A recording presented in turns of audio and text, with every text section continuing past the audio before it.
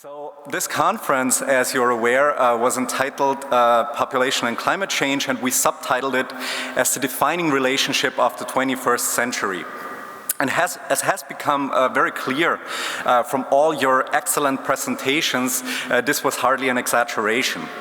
As we have seen from the scholarly work presented here, climate change is already affecting our societies in major ways, and its impacts are likely to become more severe in the future, ranging from the impacts of on human well-being to health and mortality, which we covered on the first day of the conference, to the uncertain impacts of different forms of human mobility, all the way to the potential implications for human reproduction, which we have just heard about earlier today.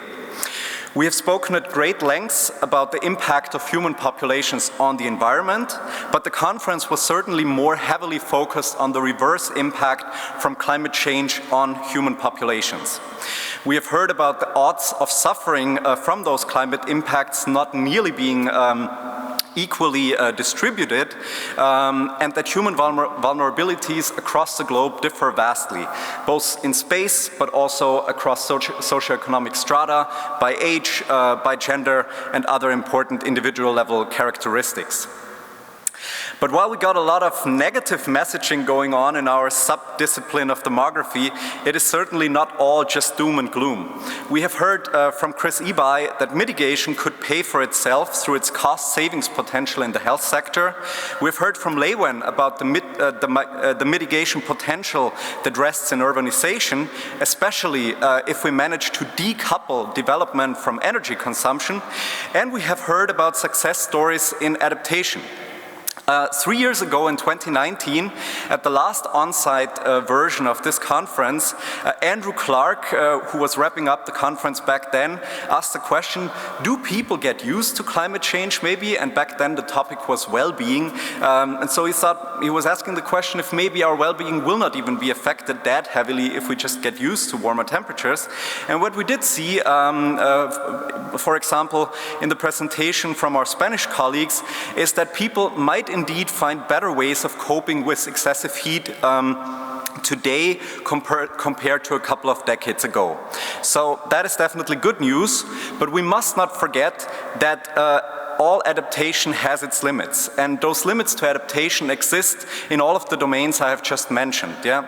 We will eventually reach temperatures where it is simply not possible anymore to adapt and where good quality of life cannot be assured any longer. Migration could be an adaptation option as well in this case, but also migration has its limitation, and particularly the most vulnerable subpopulations tend to remain trapped with even less coping options. There are also limits to adaptation in the agricultural sector. Diversification has been mentioned here as an adaptation strategy, but that requires at least some degree of climate stability, which will become less and less secured under future climates. What I personally have missed a bit, although it was there indirectly and underneath the surface, was the important intergenerational justice issue that arises with climate change.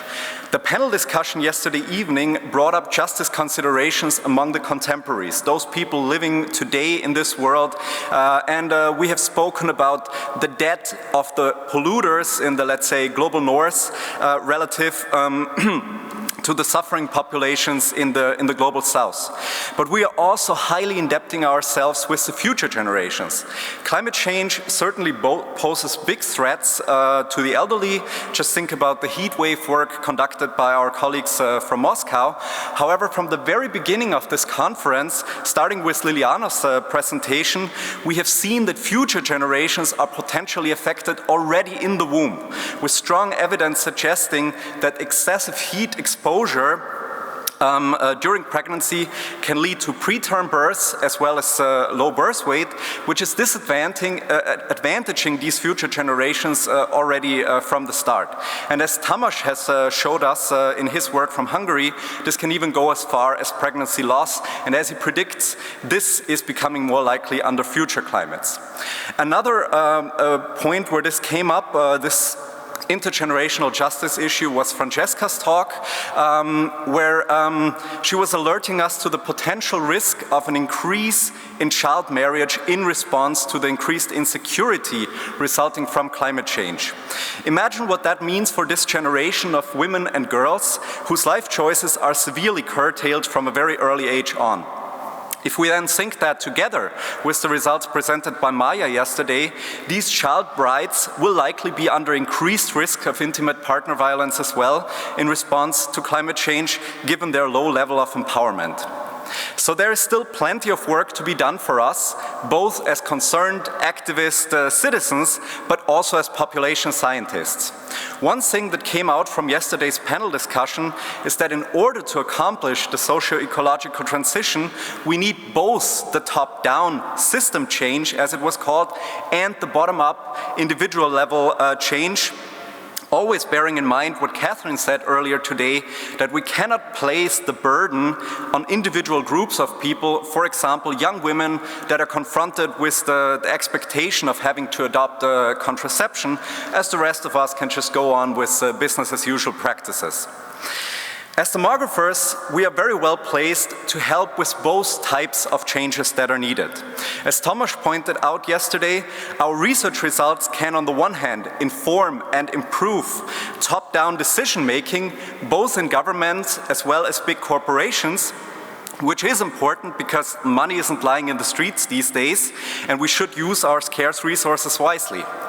But our research results can also give guidance to the public discourse and disoriented, fake news overwhelmed individuals to achieve the important bottom-up change, ranging from changes in perspectives on climate change, awareness of climate change, and ultimately more pro-environmental behaviors. What's also clear, and we have heard this multiple times throughout the conference, whichever way we want to contribute to this change, we need data. As Beth Fussell suggested on the first day, we have to watch out for innovative new data sources. She presented some examples of researchers that were in the right place when disaster struck and then recognized this as an opportunity. Given that extreme weather is going to become increasingly more normal, it is quite imaginable that more and more researchers will be, unfortunately, in the right place at the right time with their research in the future. And then it is important to recognize disaster as a possibility to learn for the future, so the same misfortunes don't repeat themselves and people are prepared if it happens again. On top of that, we also need to be open to new methodology.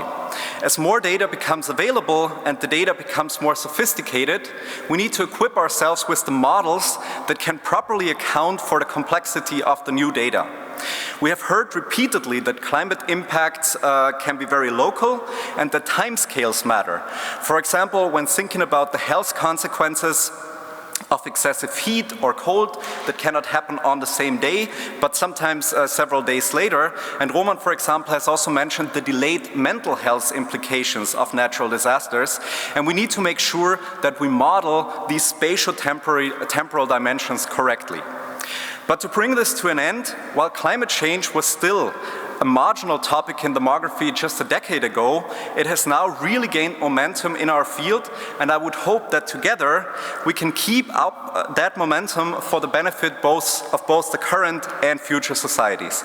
Thank you very much.